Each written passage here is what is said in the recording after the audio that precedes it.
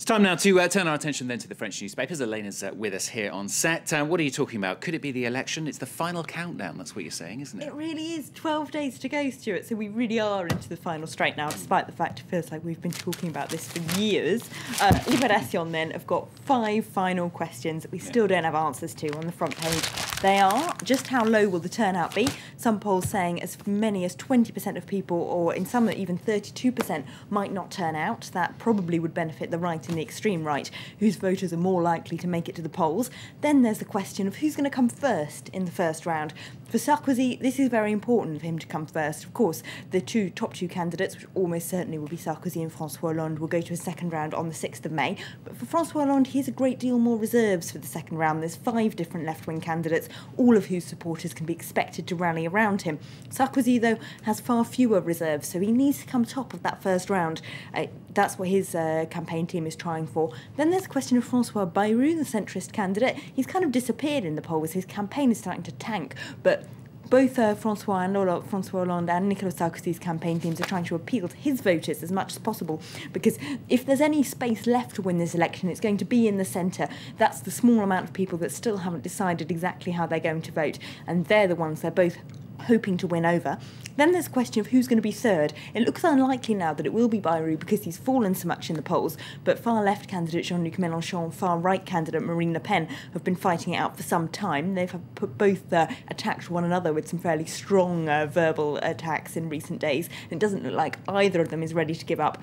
They're both going to keep fighting for that place. And then, of course, there's the fifth question of just how big is the left? Does it have enough weight behind it to win this election without needing to win that many centrist voters? Because the paper says, the polls say about half, 46.5 according to their poll, of voters are going to vote for left-wing candidates in the first round, ignoring centrist Bayrou. So can François Hollande continue to go for a pretty hard left tack and still win the election without needing to look more moderate?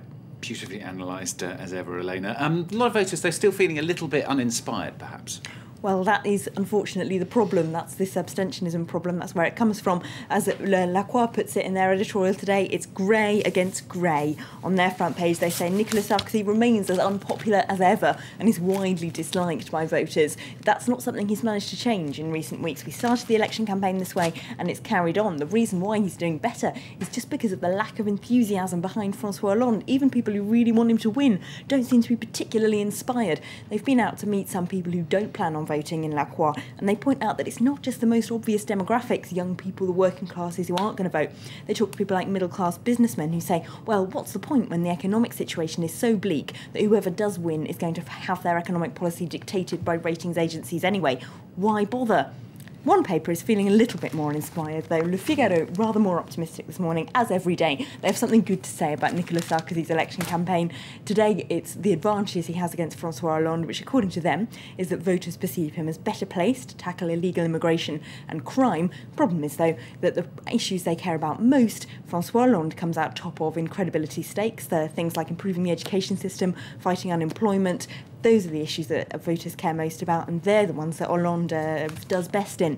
They've also interviewed Marine Le Pen, the far-right candidate in Le Figaro, and despite falling in the polls, she's showing absolutely no signs of giving up. She tells them that Jean-Luc Mélenchon, who is fighting her, of course, for third place, is just a product of the system he pretends to be against. She's not doing particularly well, though, as she hinted at, though, is she, Marine Le Pen? No, well, despite the Toulouse shootings just a few weeks ago, they seem to have been consigned to the past already. We were saying at the time she might get a big poll boost from it. It hasn't really happened, despite security and law and order becoming more themes of this campaign than they were before. She hasn't seen the advantage. But Le Monde has some rather depressing news in a poll in their paper. They say that among 18 to 25-year-olds, she comes top of the stakes. That's quite a turnaround from just 3 months ago, the last time they conducted a poll just among that age group, when François Hollande cleared up nearly half all the votes. Now he's second to Marine Le Pen. She's getting 26%. Why? Well, they explain that this is a demographic who don't actually remember her father's more extreme anti-Semitic comments. They've grown up with the Front National just like an ordinary party, other than their parents who find that her voters, who find her rhetoric a little bit more shocking.